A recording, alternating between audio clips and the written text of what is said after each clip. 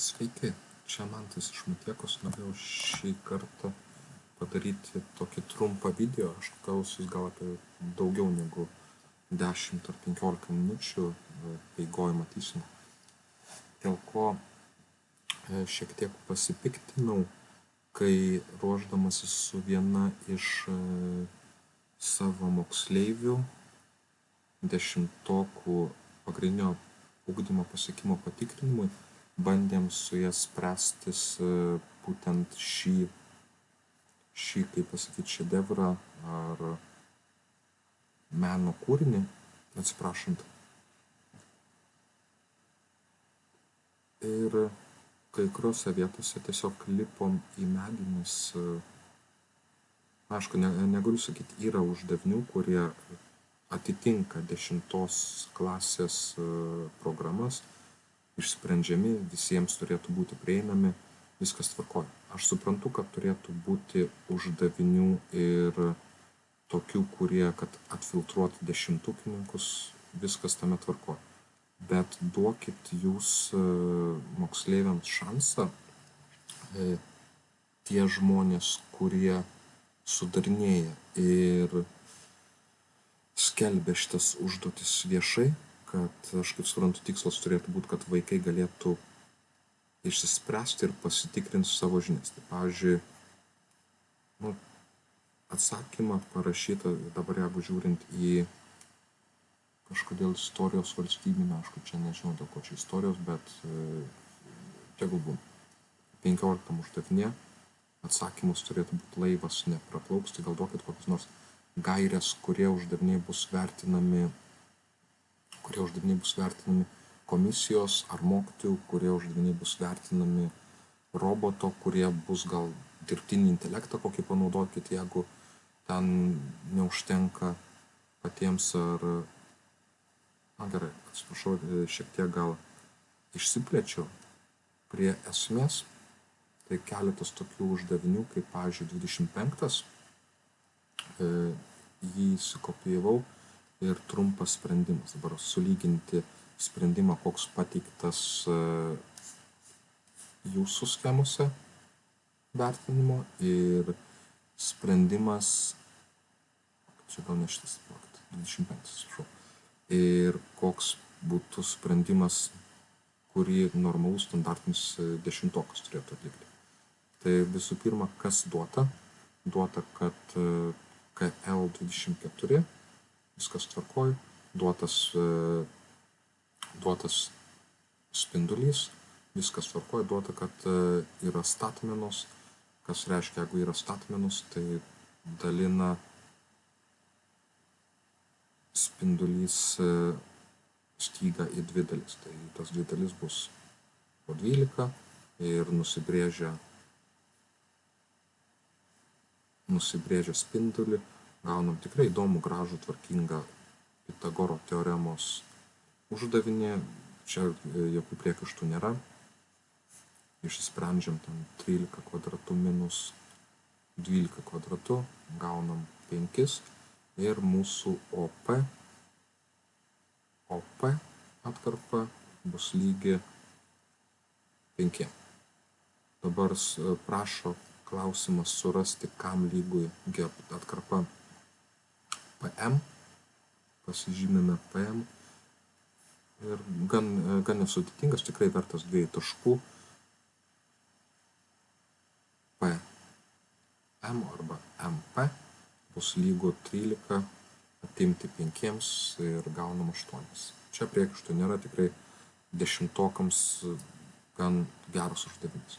Tai įrašom dabar, įsivaizduokim, aš esu 10-okas, sprendžiu, kaip sprendimą pateikti, neaišku, neįsivaizduoju, kaip čia reikės man, kaip reikės spausdinti, bet, sakykime, įrašau atsakymą. Ir einu prie kitų uždavinių. Tai uždavinys gan irgi geras, vienetinis apskritimas, trigonometrija, viskas tvarkoja. Šitas, aišku, kaip vienam taškui gan sudėtingas, tačiau kas čia per nesąmonę, kas čia dabar 29 uždavinė.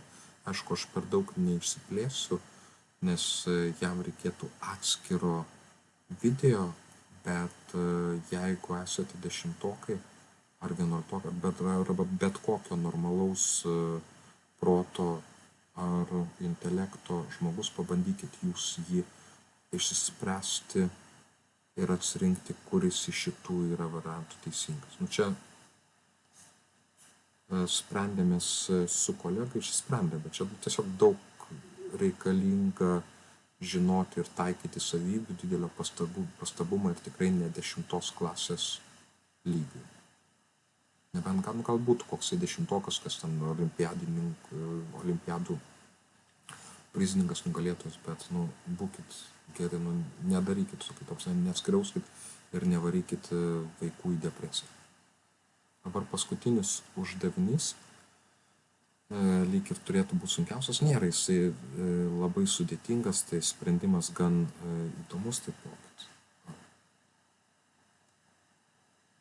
Sprendimas gan įdomus, sekundėlę įsijungsiu, tai eina žmogeliukas,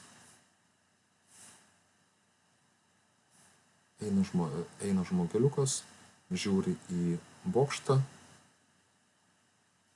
mato tą bokštą 30 laipsnių kampu, dar pasakyta, kad akių lygis 1,5 metro, tai galim pasibraižyti brėžinuką, bokšto aukštis yra 105, tai yra 101,5 metro, bet čia iš to galima pasisakyti, kad bus tas bokšto aukštis skirstumas į 1,5 metro ir 100 metrų, dėl to, kad žmogaus akis yra 1,5 metro aukštį. Čia tiesiog idėja tokia, kad vaikui papildomos tokio skaitimo, gal žinių, gal pastebėjimo, interpretacijų, nežinau. Bet prie esmės tai žiūri jisai 30 laipsnių kampu į tą bokštą, prieina arčiau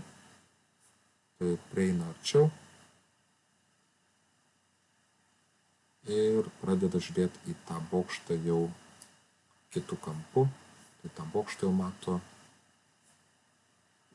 60 laipsnių kampų. Tai pasižymim, kad 60 laipsnių kampas ir tikrai 10-okams uždavinys sprendžiamas, naudoti trigonometriją, tai pasižymėsiu keletą, kas duota, tai tiesiog papildomų tokių atkarpų, kad vaizduoti. Tai turim visas atstumas, pažymėkime jį x, pažymėkime tą visą atstumą x ir likęs atstumas iki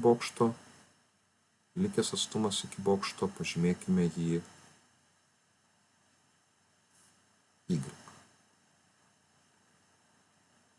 Ir ką reikia surasti? Reikia surasti atstumą, kas yra, gal su spalvom bus biškai paprasčiau, reikia surasti atstumą, kas bus lygus pradinis atstumas, atimti atstumą likusi iki bokšto, pažymėkime žydrą, ir raudona spalva bus likęs tas atstumas. Gan tvarkingas uždavinys šiuo atveju. Gerai, tai pabandom tada išsispręsti jį. Tai matome, kad visą atstumą, jeigu noriu surasti, tai naudosiu tangent. Įsistatau, kad tangent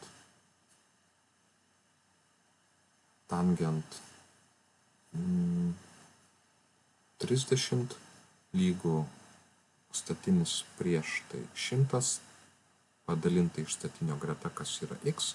Ir matome, kad jeigu ieškom x, skaičiavimas bus x lygų 100 padalinta iš tangento 30. Įsistatė tangentą 30, ant šaknis iš 3 padalinta iš 3.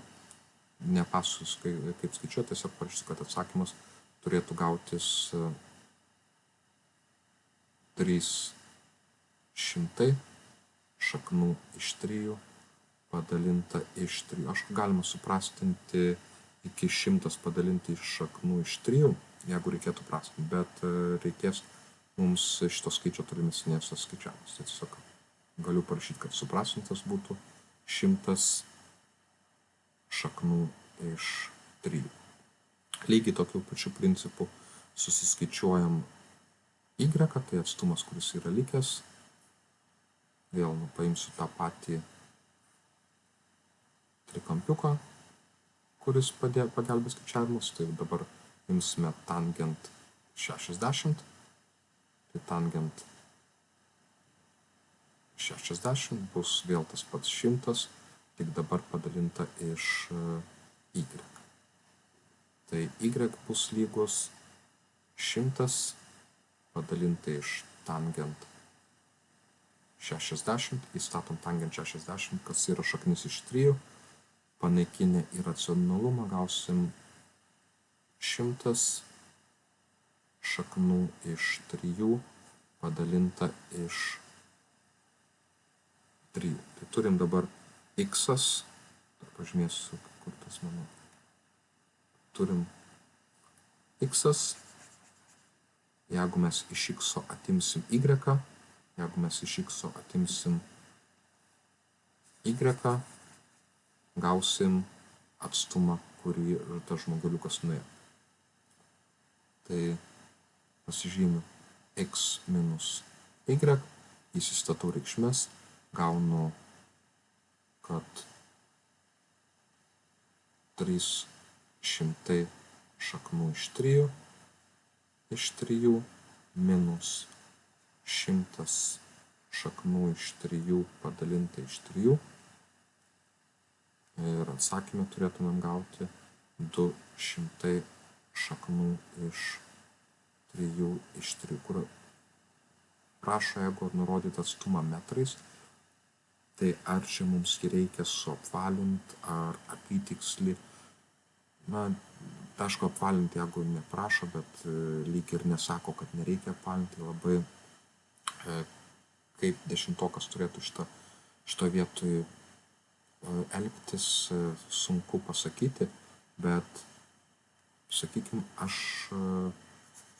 esu 10-okas ir aš noriu pasiruošti egzaminui, gavau savo atsakymus, sakykime, išsprendžiau daugiau uždavinių, tai išsprendžiau vieną uždavinį, gavau 8, išsprendžiau kitą, gavau 200 šaknų iš 3, pateikiu jį kaip savo atsakymą, tai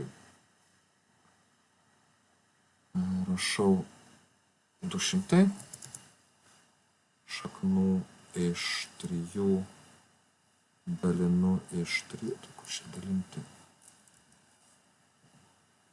Dalinu iš 3 ir logiškai taip, jeigu yra tokie kampai kaip 60 ir 30, 45, tai turėtų atsakymai dažniausiai duoti tikslus. Ir pasisprendžiu dar keletą uždavinių, sakykime, pirmąjį atsakau, kad 17. Na, tikrai akivaizdu 17. Ir išsprendžiu uždavinių ir pateikiu galutinius atsakymus. Tai 3 uždavinius sprendžiau. 25, kodėl mane užsifiksavo. Įrašiau 18 sprendimo, nežinau kaip rašyti. Tikrai tiesiai šviesiai nežinau. Tai pateikiu visus atsakymus ir kiek balų gaunu. Man rodo, kad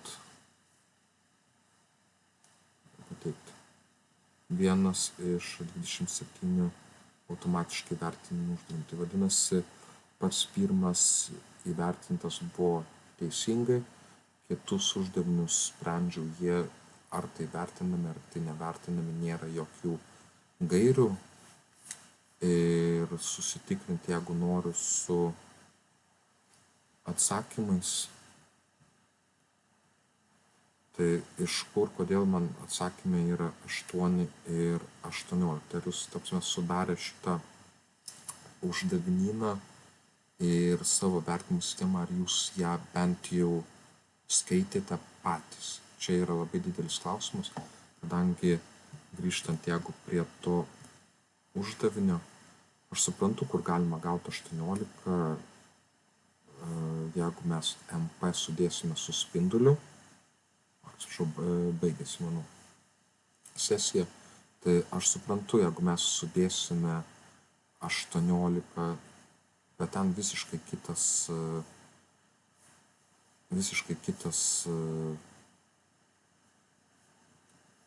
brėžinys turėtų būti, arba iš viso neturėtų būti jokio brėžinio. Arba kodėl čia atsakymas 100 šaknų iš 3, iš 2, kai akivaizdžiai, tas atsakymas yra neteisingas, tai kaip moksleiviam 10-okams dabar ruoštis egzaminam, pagal kokią, atsiprašant,